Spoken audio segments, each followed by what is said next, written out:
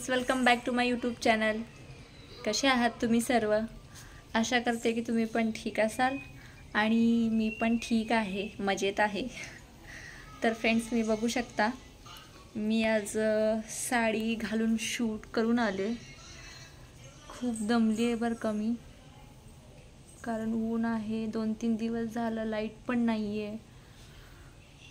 Shoot करायला गेलो होतो आम्ही, आता जस्ट वरती आलो। मी कशी दिसते हे मी विचारणार नाही, कारण मी खूप थकलेली आहे आणि माझा अवतार पण बघण्यासारखा झालाय। शूट करून आल्यामुळे खूपच केस वगैरे खराब झाले। तर फ्रेंड्स, व्हिडिओला सुरुवात करायच्या अगोदर मला तुम्हाला हे सांगायचं आहे की जे कोणी नवीन असतील माझ्या व्हिडिओवरती, त्यांनी माझ्या व्हिडिओला नक्की सबस्क्राईब करा आणि माझे व्हिडिओ पूर्ण बघा। तर फ्रेंड्स, आज व्हिडिओ शूट करताना मनामध्ये एक विचार आला की आपण हे व्हिडिओ करतोय, हे आहे की तुमच्या सपोर्टमुळेच हे सगळं इथपर्यंत मी आले, हे खरं आहे। पण आवड आहे लहानपणापासून डान्सची। असं कधी वाटलंच नव्हतं की मी लग्नानंतर पण डान्स करेन किंवा डान्स ही कला माझ्यासोबत राहील, असं मला वाटलं नव्हतं। तर हाच विचार मनामध्ये आला व्हिडिओ शूट करताना की आपण डान्स करतोय, ही खूप मोठी गोष्ट आहे आपल्यासाठी लग्नानंतर सुद्धा। त्यासाठी कसं लाईफ पार्टनर पण चांगला भेटणं गरजेचं असतं आणि जो मला भेटलेला आहे, माझी सगळीच माणसं चांगली आहेत।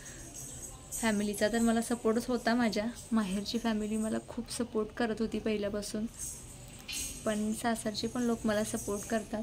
फ्रेंड्स, मला हे सांगायचं आहे की मी खूप मेहनत घेतलेली आहे याच्यामध्ये।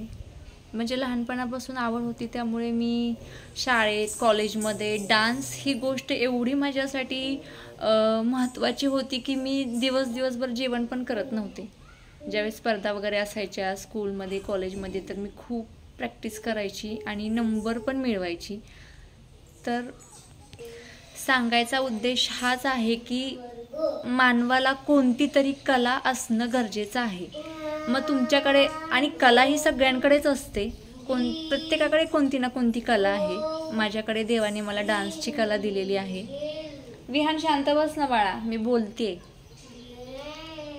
तर बरेच लोक डान्स या कलेला नावं ठेवतात आणि अशा कमेंट पण येतात काही लोकांचे की आता तर काय, पहिले लोक जमीन शेत विकायचे बायकांचा डान्स बघायला, आता तर फक्त 300 रुपयाचा रिचार्ज करून घरात बसून ते व्हिडिओ बघायला मिळतात वगैरे वगैरे, असल्या फालतू कमेंट असतात लोकांच्या। पण जर तुम्ही डोळे साफ ठेवून जर निर्मळ मनाने जर ते बघितलं तर तुम्हाला ते चांगलं दिसेल। असं नाही की डान्स ही कला खराबच आहे, काही लोकांनी त्याला खराब केलेलं आहे म्हणून ती खराब झाली। चुकीच्या पद्धतीने प्रदर्शित करणं, चुकीच्या पद्धतीने सादर करणं, त्याला लोक नावच ठेवणार। पण जे व्यवस्थित करतात, आपली कला आपली संस्कृती जपून जर ते करतात, तर त्याला पण तुम्ही नावं ठेवता। असो, मला फक्त एवढंच सांगायचं आहे की मी लहानपणापासून खूप ह्या क्षेत्रामध्ये काम केलेलं आहे। स्टुडंटमधून पण मी खूप डान्समध्ये भाग घेतलेले आहेत। एक टीचर म्हणून पण मी शिकवलेलं आहे, डान्स टीचर, डान्स क्लासेस घेतलेले आहेत मी। लग्न अगोदर हे सगळं केलेलं आहे आणि लग्नानंतर पण केलं होतं, पण जास्त काळ करता आलं नाही कारण लहान मुलगा असल्यामुळे मला शक्य झालं नाही। पण फ्रेंड्स, थोड्याच दिवसामध्ये मी परत डान्स क्लासेस चालू करणार आहे आणि ह्याचा आनंद आहे मला की मला माझी डान्स ही कला जपता आली आणि माझ्या मिस्टरांमुळे मला ही कला माझी जपता आली। आणि काय झाले, खूप गॅप पण पडलेला आहे डान्समध्ये। लग्ना अगोदरचा डान्स आणि लग्नानंतरचा डान्स याच्यामध्ये पण खूप फरक आहे, कारण तशी बॉडी पण रोज त्याला मेहनत लागते, रोज तशी प्रॅक्टिस करावी लागते आणि तसा वेळ मिळत नाही आहे लग्नानंतर। त्यातूनही मी कसा तरी वेळ काढून करण्याचा प्रयत्न करते, कारण हा माझा छंद आहे, ही माझी खूप आवड आहे। मला डान्स खूप आवडतो म्हणून मी करते आणि तुम्ही सपोर्ट केल्यामुळे मी इथपर्यंत आलेली आहे, ही पण गोष्ट खरीच आहे।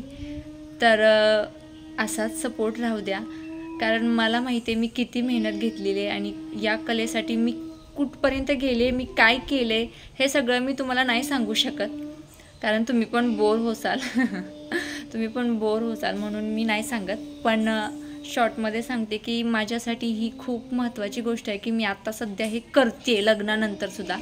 तर तुमचा असाच सपोर्ट राहू द्या. तुमच्या सपोर्टशिवाय मी पुढे नाही जाऊ शकत. आणि तुम्हाला जर माझे व्हिडिओ आवडत असतील, खरंच मनापासून आवडत असतील, तर मला नक्की सपोर्ट करा. माझ्या या यूट्यूबच्या चॅनलला पण सबस्क्राईब करा आणि इंस्टाग्रामवरती पण मला फॉलो करा फ्रेंड्स. तुम्हाला नवीन नवीन व्हिडिओ असेच बघायला मिळतील. आणि माझा हा ब्लॉग संपूर्ण बघा फ्रेंड्स. थँक्यू. Bye bye.